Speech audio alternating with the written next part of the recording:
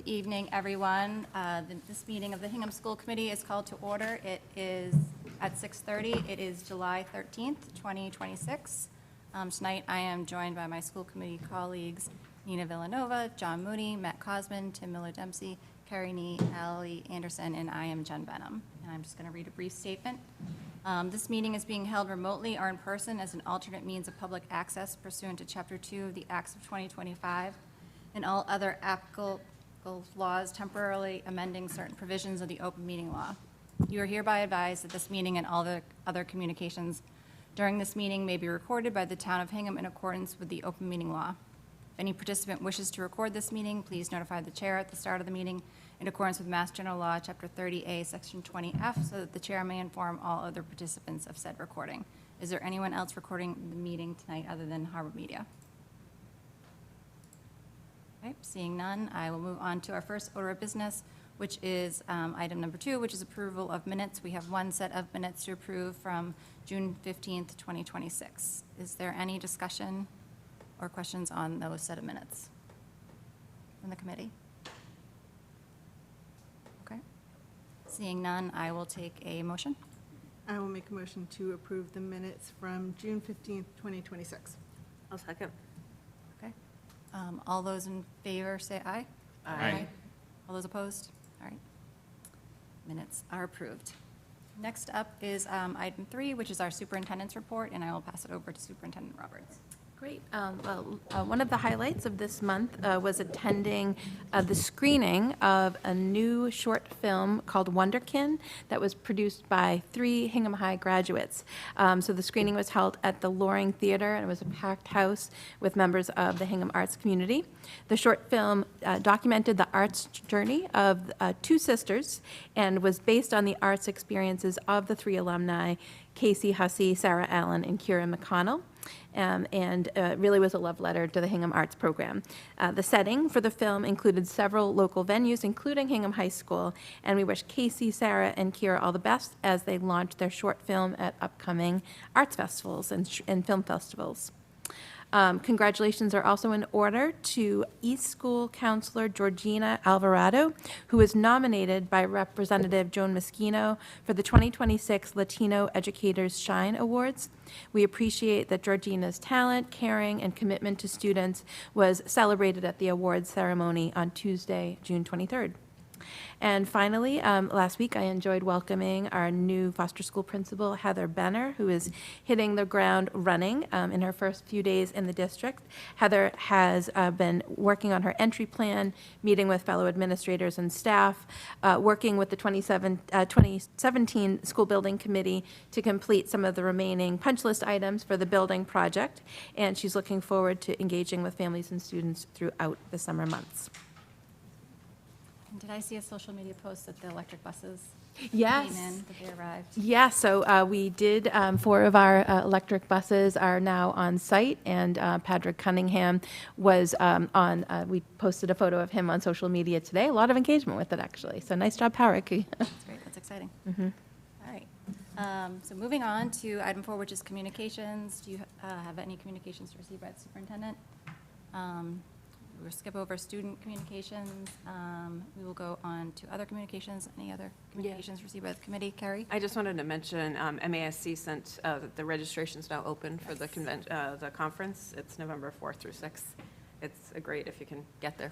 Yes, highly recommend that. And it's in Danvers? Danvers, yeah, it's a new Danvers is location this year. Location. All right, great. Thank you for that, Carrie. Okay, we'll move on to unfinished business. We have 3 policies that we reviewed at our last meeting, so this will be our second read, and I will pass it over to Allie Anderson, who is the chair of our policy subcommittee. Thank you. So these first 3 policies, as Jen mentioned, are second reads. The first one is in regards to homeschooling, and we made some clarifications just about homeschool students having access to activities and enrolling in courses within the high school and on campus, just to make sure that we have room for students in the classes appropriately, but also because there was some question about homeschool students being on campus for extended periods of time and liability. So we wanted to make sure we were addressing that. We also had legal counsel take a look, or discussion last time, and they did add in some language at the end in red, just about Massachusetts general law and special education rights, just so we have that in there. So that is new. And then they also made an update to the legal references with their suggestions. Anyone have any questions? Any questions? No. Thank you, Ally, for following up on that and getting that additional language in there so that that is covered. All right, do you want to, we'll do one at a time. Okay. Is there any, if there's no more questions on this policy, I will take a motion. I will make a motion to approve the revisions to policy IHBG, homeschooling. I'll second. All right, all those in favor? Aye. Any opposed? All right, that policy passes. Next one? Okay. The second one is also related to homeschooling. It is a procedure that we had in our policy packet. MASC has recommended that it be removed as it's no longer necessary.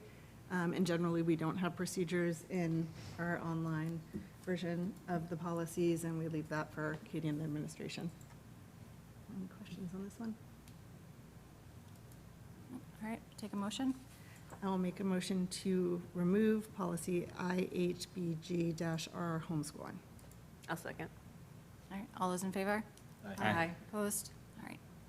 Okay, and then the Passes. third one that is the second read this week is in regards to timeout, seclusion, and physical restraint. So there have been some updates to these that DESE is requiring us to have in place by August 17th.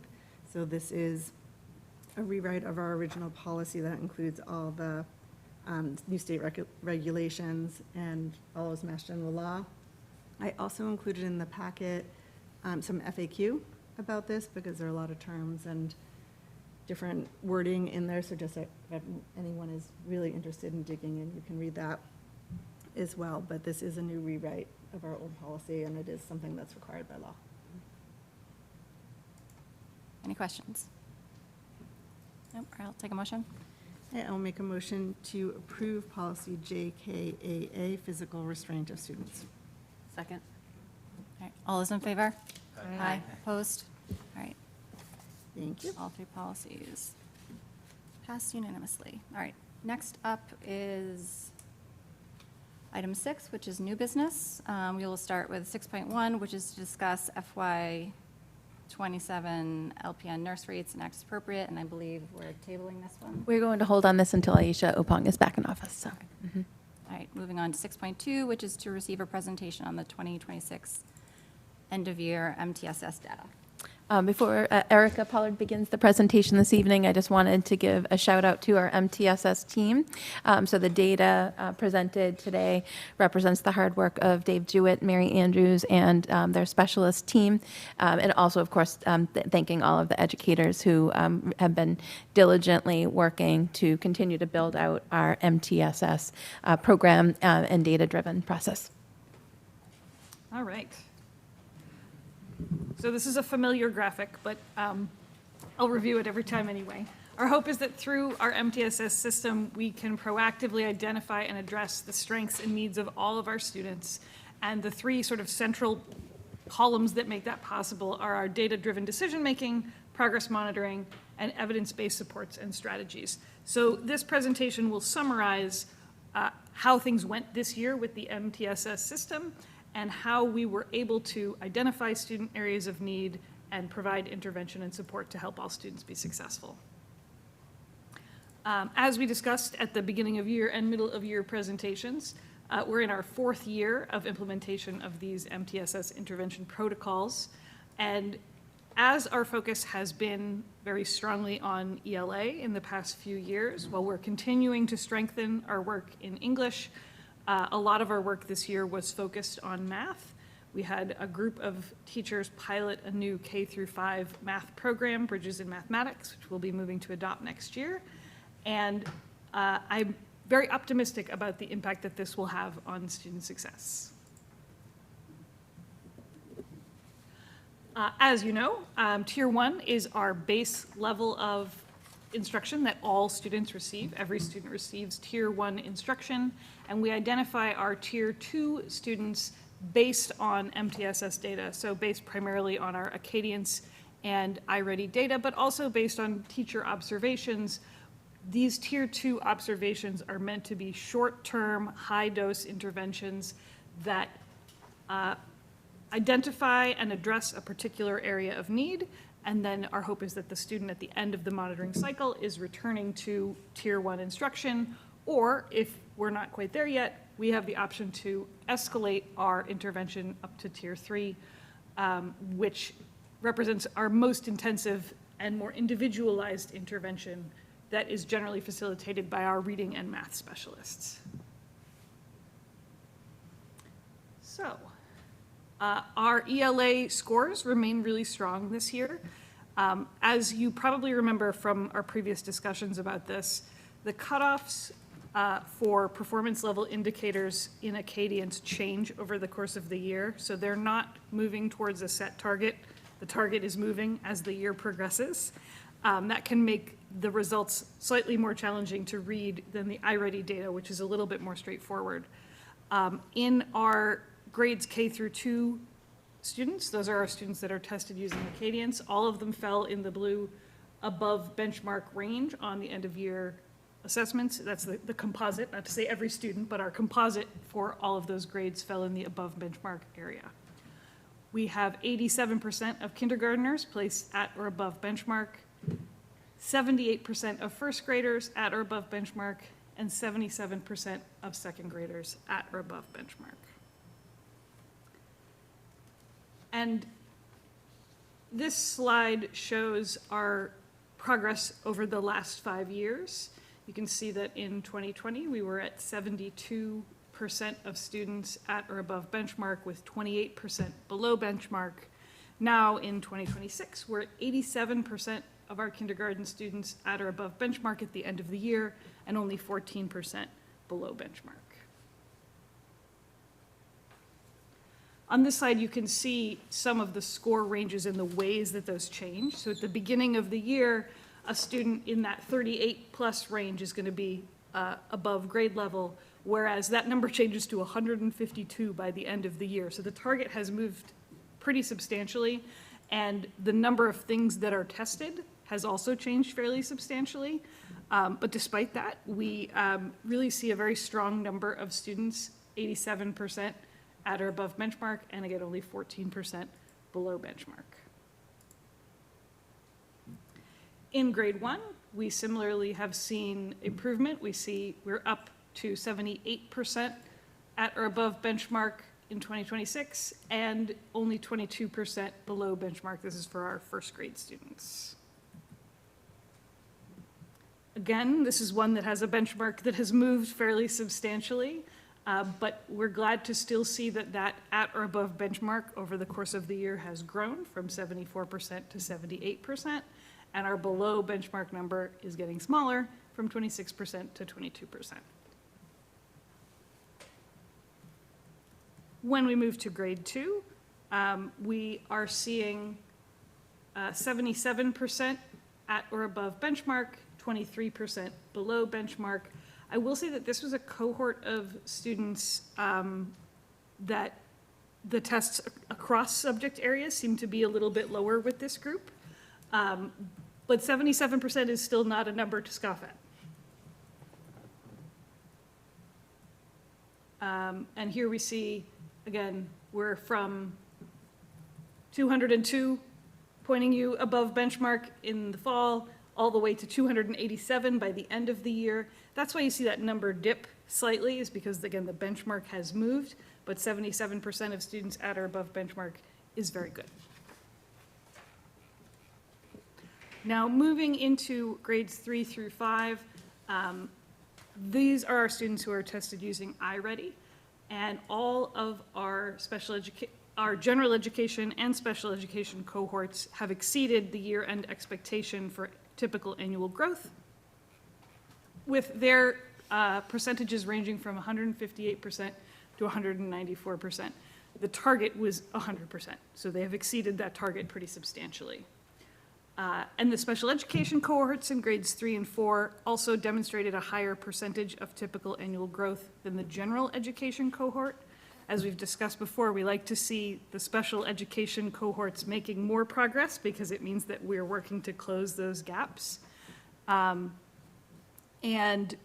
the grade 5 special education cohort and general education cohort were very similar in terms of their typical annual growth, with 181 and 185. Overall, we're seeing really significant growth in all reading domains across all grade levels. And again, the data that we get from iReady helps us to really specialize the instruction for targeted purposes. So we know that for all of our students, general education and special education alike, comprehension of informational text is the most challenging area of ELA for them. So we know that that's where we want to spend our time. Similarly, grade 5, the challenge area is in vocabulary. Having that data helps us to be able to target instruction appropriately and help kids move forward. And if I could just interrupt there, Erica, one of the best ways to tackle both the informational test and the vocabulary is we're really trying to synthesize the interreading program with our science and social studies instruction and marry those. So reading informational text about some of the high interest topics, I think will really help to move those scores as we continue that work. Yes, absolutely. I think we've had good, with the new investigating history program at the elementary level, that it's a program that does provide those high interest texts for students to read, and that's a great way for us to improve those skills. Can I say one clarifying point, just to, because I think it'll help the special education families. The interventions that are done based on the Acadians and iReady are all general education services. Yes. So when we're talking about, I know Erica was talking about the growth that special education students are making, that's in concert with the IEP goals, which are all determined at a team meeting on an individual to the students, along with the MTSS interventions that are happening. So we talk about, all special education services are really built on a solid foundation of general education. I think that just is a point that's clarifying to a lot of special education families. Agreed. And I think it's important to note, I think it said it on the slide, but it's important to say it out loud, that our special education students are always focused on the goals that are in their IEPs. And some of them, so they may be receiving, for example, Tier 1 instruction in ELA, but have math goals. And so we're able to really target what each student needs. But you make a good point that these MTSS tiers that we're talking about are all general education interventions. Erica, can I ask one quick question? When you brought up the second grade, acknowledging that 77% was still good, but you said it was, We've seen slightly Slightly. lower scores from this cohort. okay. Does it have anything to do with the class sizes? I know you can't make that quantitative. I think it's hard to cause and Yeah. effect. Yeah, it's hard to, okay. Were you saying just this year, or like in kindergarten, they were lower? I only looked at this year, but I could look back. You don't need to, I was just curious. Yeah. So this slide will show, these are our all students, grades 3, 4, and 5, again, well exceeding that progress towards typical growth. Goal is 100%, and they're all well above 100%. And then we see our students with disabilities also really outpacing that typical annual growth. And on the next slide, you can see both of those together to see that in 3rd grade and 4th grade, we have our special ed cohorts outpacing our general ed cohorts, and in 5th grade, they're really very, very close together. So I think that that is a testament to the work that the general education teams, math specialists, reading specialists, and our special education teachers are all doing together to help every child succeed.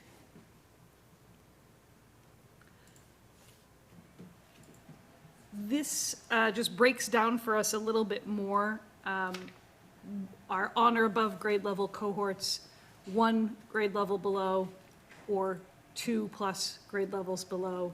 In 3rd grade, we can see that end of year number of 93% on or above and only 1% 2+ grade levels below is really, really positive. In general, we want to see, unsurprisingly, more green and less red. And we can see that if you look from the beginning of the year to the end of the year, This is the one that has actually a set benchmark that they're working towards. The target for this one doesn't move. So 64% at or above to 93% represents some really significant growth. We then see 56% to 75% in grade 4 and 65% to 84% in grade 5. When we look at our students with disabilities, again, we're seeing that same really positive movement of going from 25% on or above to 75%, and that 2+ grade level below and the 1 grade level below, we see those numbers shrinking to 19% and 7%. In grade 4, we have 42% on or above, and grade 5, 55% on or above grade level. Could I just ask there, sorry, could you go? I think I asked this question last year too. Has there been any more investigation into the summer slide for students with disabilities? Because I'm looking at these very high numbers of kids that are 2 or more grade levels below at the beginning of the year. And then obviously we can do it, we can catch them up Right. over the course of the year. But if that happens summer after summer, even the end of the year numbers get bigger as the grades go on. So, and I know last year I asked that question, has there been more investigation into that, or? So we will need to do that analysis. Okay. Yeah.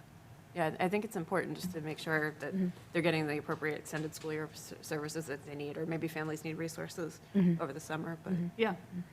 Because we do have, of course, our students who are enrolled and stay with us over the summer as part of the extended school year, but it's definitely worth looking into whether there are other supports we could provide to students who are not coming here during the summer. Right, yeah, thank you.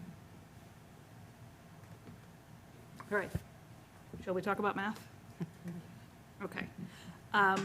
Again, at all of our grade levels, we have students significantly exceeding that expectation for typical annual growth. As with ELA, the initial benchmark for kindergarten is a month later than the other grades. We do that because early testing for kindergartners can really lead to some over-identification of students. They come to us with such a variety of previous educational experiences that we find waiting another month really helps us to more accurately identify who's going to need support. In all grades except for grade 2, we had students meeting or exceeding expectations for typical annual growth. With the exception of grade 2, which was 86%, and grade 6, where the growth was 93%. We see more students growing into the on or above grade level category, both for special education and non-special education subgroups, and a decrease of the number of students in the 2 or more grade levels below category. That number particularly is shrinking for special education students, which again is the kind of thing we like to see. Interestingly, we're seeing more growth in the numbers and operations and algebraic thinking domains for all students, and across the board seeing more equitable distribution of scores across those subtests. We used to see, much more uneven score distribution, so it's nice to see that some of the changes that we've made appear to be having the desired effect so that we see students feeling more successful in all of those categories. And again, grade 4, it's a point of data for us to know that there is apparently a higher than average number of students who are struggling in the geometry domain, and as we implement our new program, that'll be an area for us to monitor.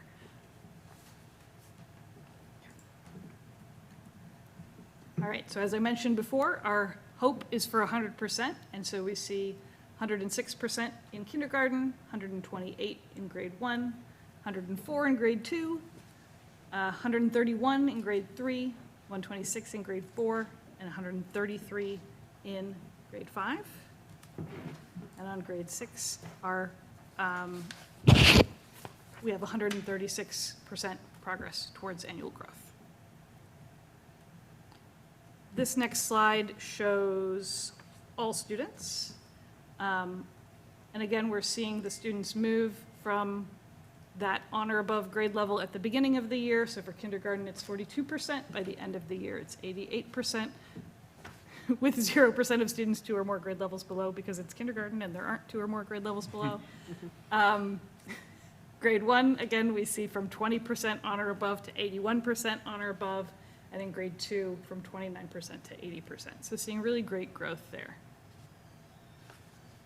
For our special education cohorts, similarly, we are seeing 88, nope, better if I move the slide on my computer too, 80% of students on or above grade level in kindergarten, 67% of our special education students at or above grade level in grade 1, and in grade 2, 39% with a growth from 10%. One of the things that we've talked about as we move towards adoption of the new math program this year is really focusing a lot of our intervention time on these early grades in the hopes that building really, really strong foundational skills in this very, very inquiry-based program will allow us to, again, concentrate those interventions in the early years and hopefully need fewer interventions as students get older. It's too early to know. You know, we don't have quite enough data, but it'll be interesting to see how things develop there.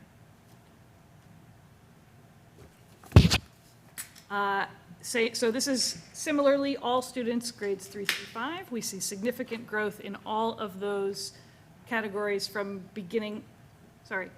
significant growth in the number of students or percentage of students on or above grade level from beginning of year to the end of the year, with 82% in grade 3, 86% in grade 4, and 90% in grade 5. For that same cohort, we again are seeing for our special education students significant growth in the number of students on or above grade level with 58% in grade 3, 56% in grade 4, and 68% in grade 5. And then in grade 6, which is the last year that we have iReady data for, we have 89% of our students on or above grade level. You can see that there's a little less room for growth there because 74% of the students were already at or above grade level in 6th grade. And then for our special education cohort, we have 44% of students at or above grade level. And that's where we really start to implement some of our secondary MTSS programming with additional math support for those students. To give you the whole summary, with our special education and general education, or special education and all students compared to one another, we can see that, again, in kindergarten and in 1st grade, we see special education making more progress towards annual growth. In the upper grades, there are there's more of a gap between our special education progress towards annual growth and our general education progress towards annual growth.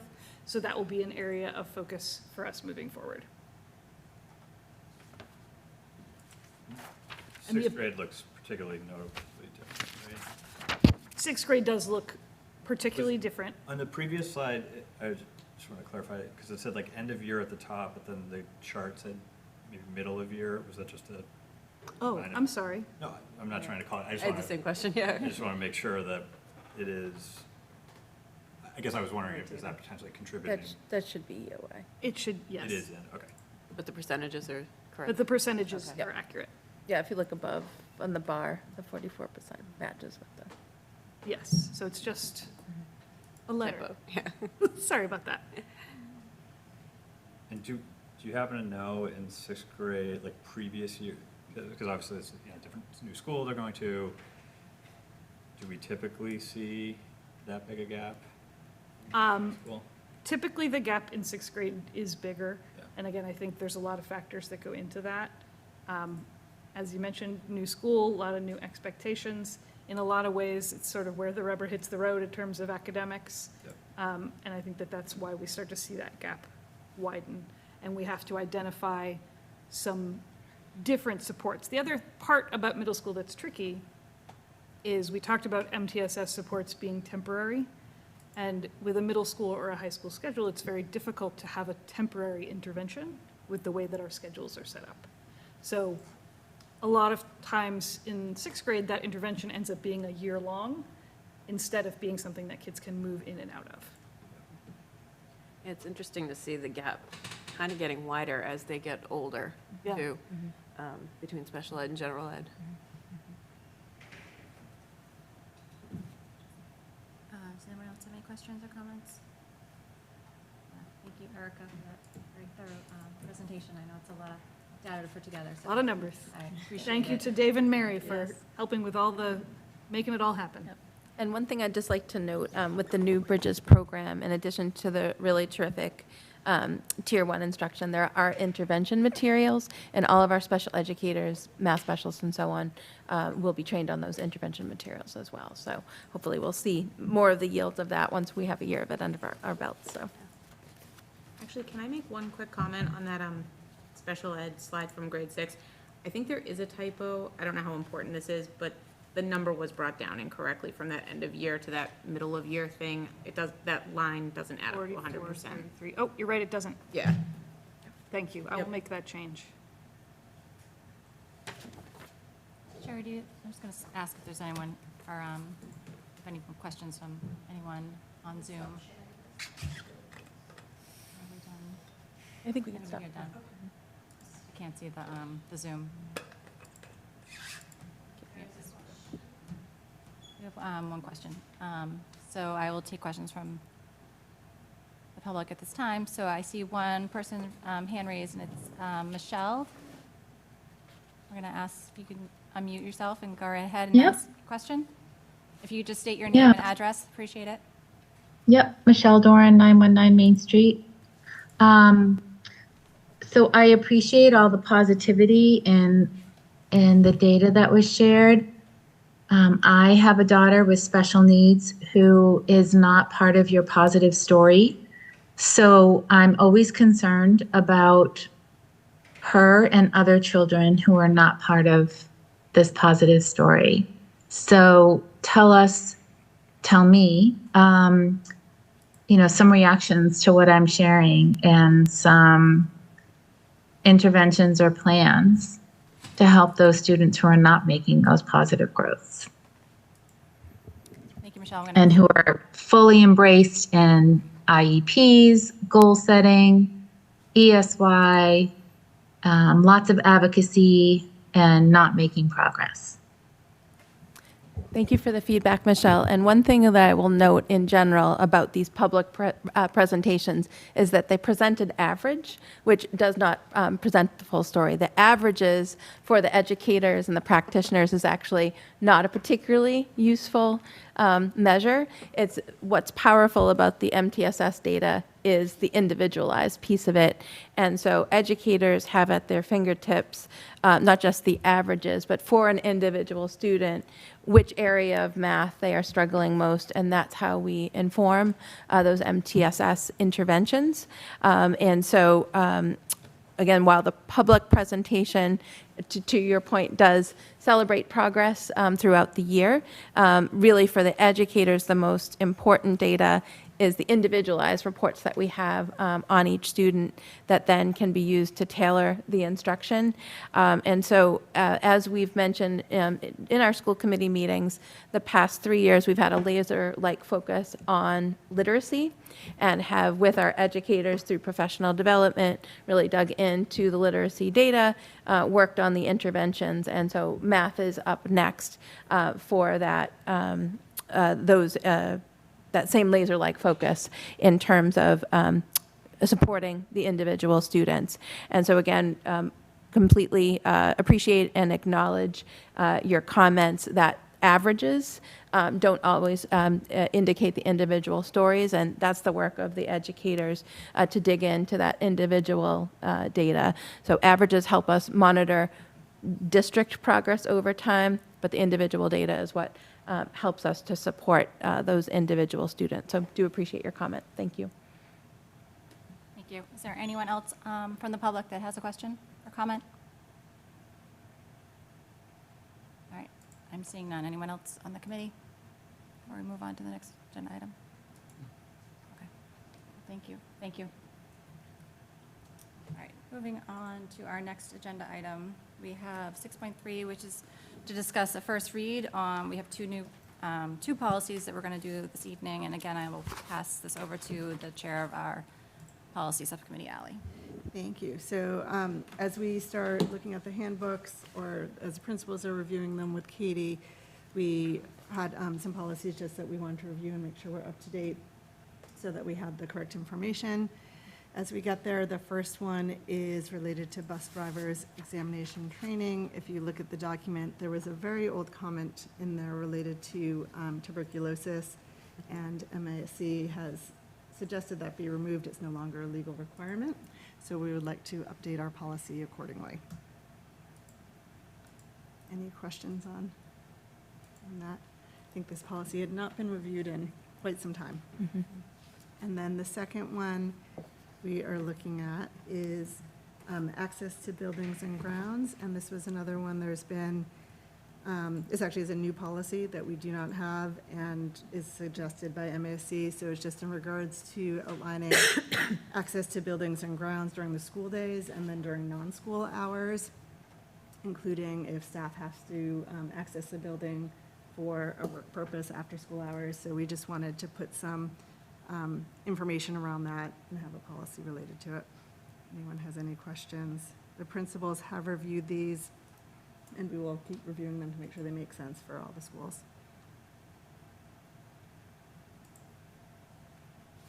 Thank you, Ally. Does anyone have any questions on those two policies? We will have a second read. Yes, at I'll be our- back again. At our next meeting in August. All right. Questions from the public? All right, I will move on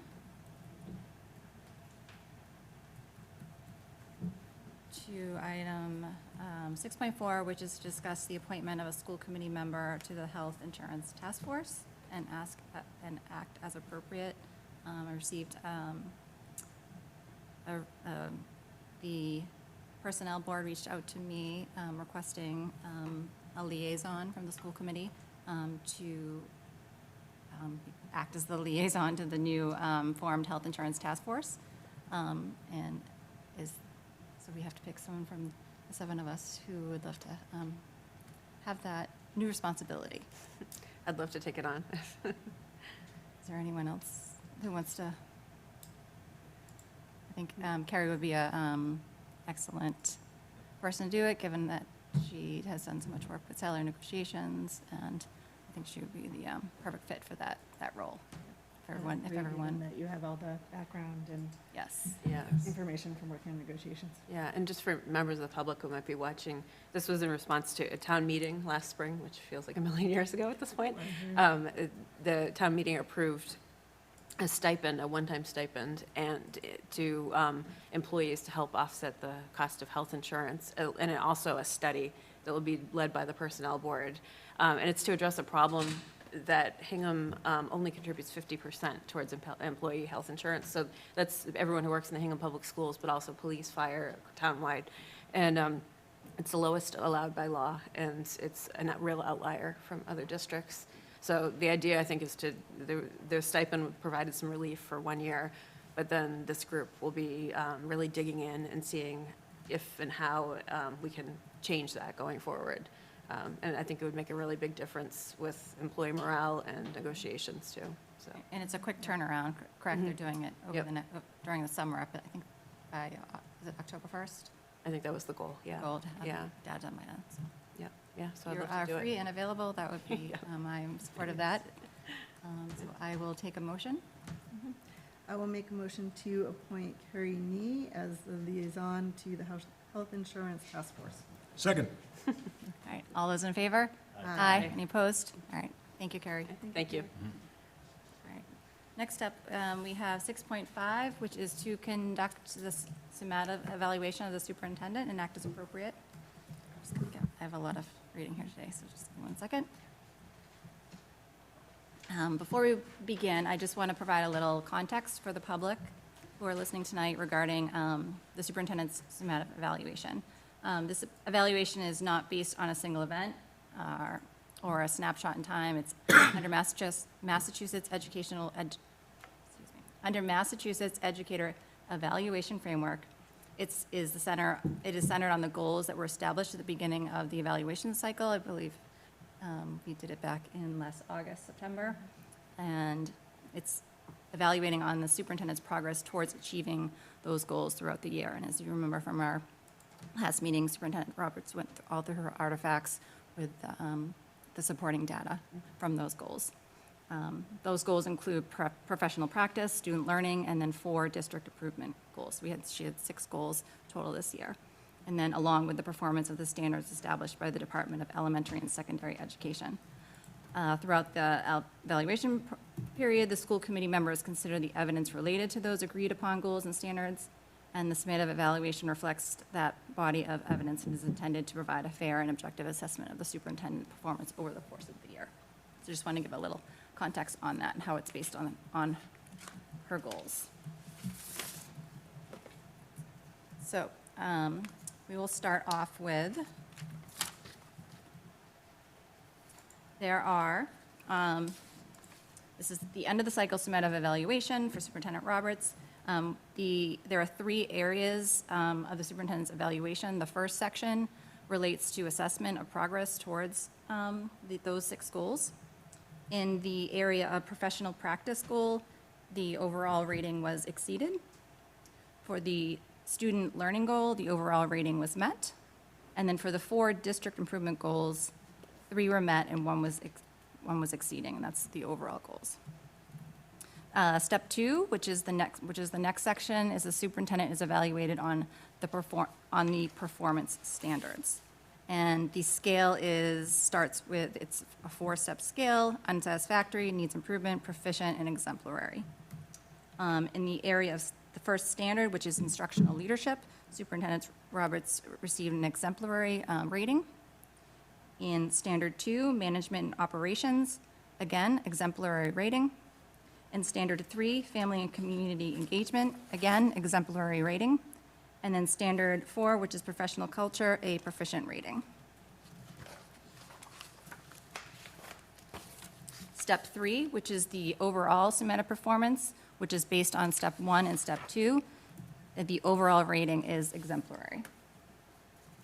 So I am going to now read, it's a very long document. You've all gone through the whole document, but I'm just going to read the overall arching comments, and then these paragraphs is a composite of everyone on the committee who did their evaluation. So I'm just going to read from here. So Superintendent Roberts has demonstrated exemplary leadership throughout her second year as superintendent, successfully guiding Hingham Public Schools through another year of significant accomplishments and complex challenges. Despite budget constraints involving instructional initiatives, facility projects, and increasing student and community needs, she has maintained an unwavering focus on student achievement while continuing to strengthen every aspect of the schools. Under Superintendent Roberts' leadership, the district has made meaningful progress across instructional programming, student services, professional culture, financial stewardship, facilities management, and community engagement. Major accomplishments include advancing the MTSS implementation, successfully launching the Bridges mathematics curriculum, strengthening student services, improving labor relations, modernizing human resource systems, and effectively managing complex facility projects, and strengthening engagement with families and the broader community. Staff morale has continued to improve, leadership has become increasingly stable, and the strategic plan and portrait of a learner are being implemented with purpose and fidelity. One of Superintendent Roberts' greatest strengths is her ability to build relationships. She leads with collaboration, transparency, and trust is visible. Accessible leader who listens carefully, welcomes different perspectives, and consistently seeks solutions that puts students first. She communicates with clarity and empathy, approaches challenges with professionalism and grace, and has earned the confidence of staff, families, and municipal leaders, and the school committee. While Superintendent Roberts' performance has been exemplary, important work remains. Continued focus on strengthening MTSS implementation, narrowing achievement gaps, supporting all learners, maintaining transparent communication during complex and rapidly evolving situations, continuing to strengthen operational systems that support staff will further enhance the district. as Hingham Public Schools advances its strategic plan, continuing to broaden stakeholder engagement and building upon the strong partnership established throughout the community will help sustain the district's positive momentum. The role of the superintendent is an extraordinarily demanding job, requiring the ability to balance competing priorities while remaining focused on students, staff, and the community. Superintendent Roberts has met those demands with intelligence, resilience, integrity, compassion, and an extraordinary work ethic. Her thoughtful, student-centered leadership has strengthened Hingham Public Schools academically, operationally, and organizationally. The school committee recognizes the significant progress made during her second year as superintendent and is confident that she will continue to build upon this strong foundation as Hingham Public Schools advances its strategic priorities and serves the needs of all students. Thank you. Thank you, Jen. And I will just quickly go through actually, no, we went through the goals. We did the overall goals. So that is the overall summary. At this time, I will ask the committee if they have any additional comments or questions they would like to add. You may do so. Just generally like to say thank you. I know that you've had most everything possible, not possible, but almost everything possible thrown at you in your first 2 years, and you've really rose to the occasion with grace and patience, and we appreciate all your hard work. Thank you, Ally. Yeah, this has been an especially challenging year. It has. Yeah. And I also want to thank all my school committee colleagues for their very thoughtful and very thorough evaluations that we did, and we put it all together, and here's our finished product, so thank you. And thank you for doing that. That's not easy. So- Are there any questions? At this time, I'll ask if there's any questions from the public. Okay, seeing none, I will take a motion to approve the document. I will make a motion to approve the summative evaluation of Superintendent Katie Roberts for the school year 2025-2026. I'll second. All right, all those in favor? Aye. Any opposed? All right, motion passes. Congratulations. Thank you for the Thank you continued reading. support. Very, very much appreciate all that you do. Thank you. All right, next up, we have 6.6, which we're going to table. This is just the calendar. We're going to do that. There are no meetings next year, Jen. Yeah. We're working We're with that a efficient. new type of, It's hard to, meeting yeah, format. we're going to do it the next meeting. We'll set the calendar. Mm-hmm. All right, so 6.7, which is to approve grants and donations. We have none this evening. We have none. 6.8, which is to approve surplus. Yes, we had one late addition to the folder from our food services department. So there were 6 items that the food services department has asked that we remove due to their age and damage, or because the items can no longer be repaired. So they include a point of sale station at the high school, a warming box at the high school, a kettle at Plymouth River School, serving line at Plymouth River School, a hot well line at the high school, and a steamer and kettle at the middle school. So they are old and need of replacement, so we'll de-accession these with your approval. Any questions? No? All right, I'll take a motion. I just love the Kettles. kettles. Yeah. Yes, yeah, absolutely. Two kettles. Like Yep, like yep. 1954. Yes, yep. Mhm. Motion? I will make a motion to declare as surplus the food service equipment listed below that are damaged and irreparable, and to authorize the Director of Business and Support Service to dispose of them at the least cost to Hingham. Second. All those in favor? Aye. Aye. Any opposed? All right, motion passes. Matt Thank you. wants them to keep the kettles. Kettles. So that was just the one. So next up, we have item 7, which is questions and comments. This is the portion of the meeting we have set aside to take questions and comments on items that are unrelated to the items on our agenda. Is there anyone in the audience or anyone online that has any questions and comments? Please raise your hand now.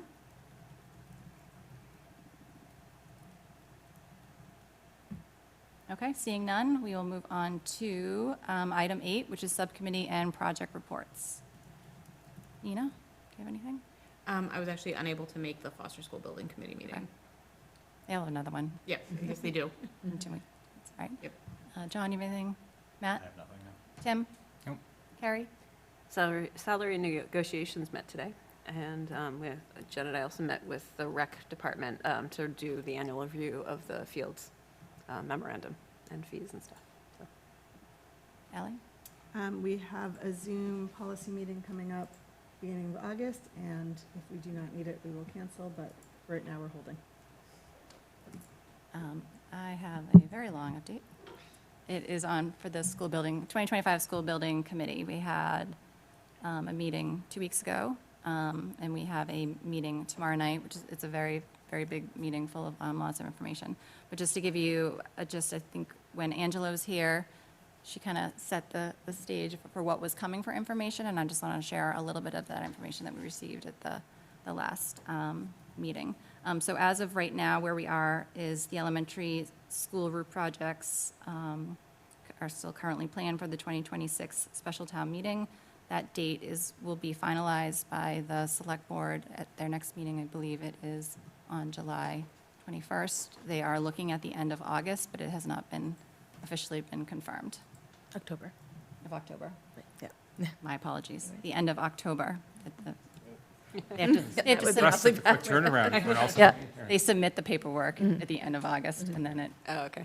all right, so moving on. So the current capital plan for the roof project, according with the MSBA reimbursement of around 36%. And then this school building committee is expected to vote on the project to move it to the next phase of MSBA on August 18th. They have final information on both South and PRS. As for the high school roof and the HVAC project, that is still anticipated for the 2027 annual town meeting. The high school roof and HVAC project is expected to be presented then.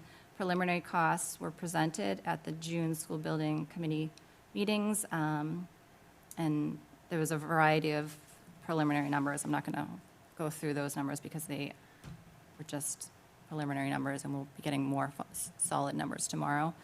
But just to let you know that we're still looking at the three options: the geothermal, the hybrid geothermal, and then the third, which is not geothermal, which is still air, but it would be still a HVAC retrofit. And then the other two, which they call like for like and apples for apples, those will also be given information to us, and we'll also look at those as well. And just to remind people that the like for like it would be gas boiler replacements, and then the option 5 would be the apples to apples, which people talk about, which would be to replace the boilers and expand the air conditioning to all the occupied parts of the system.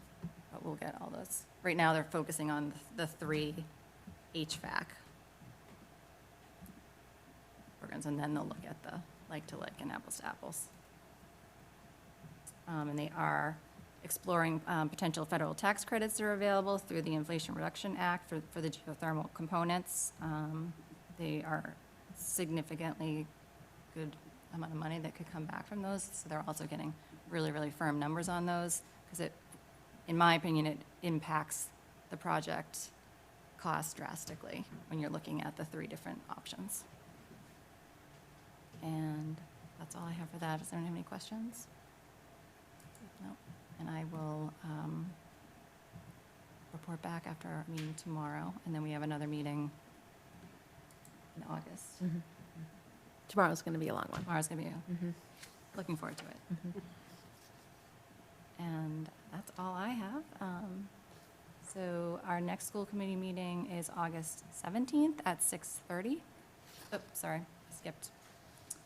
Item 9, which is 48 hours. We do not have anything for 48 hours. So our next school committee meeting is August 17th at 6:30, and then item 10 is to adjourn. So I will take a motion to adjourn to executive session.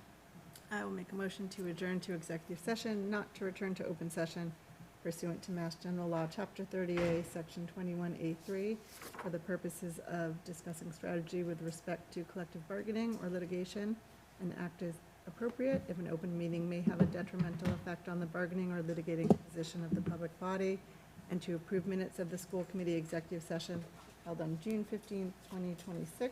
Should the chair so declare? I so declare. Second. All right, we will do a roll call vote to adjourn. Ina? Aye. John? Matt? Aye. Tim? Aye. Carrie? Aye. Ally? Aye. And I am an aye as well. We are adjourned. Have a good night, everyone.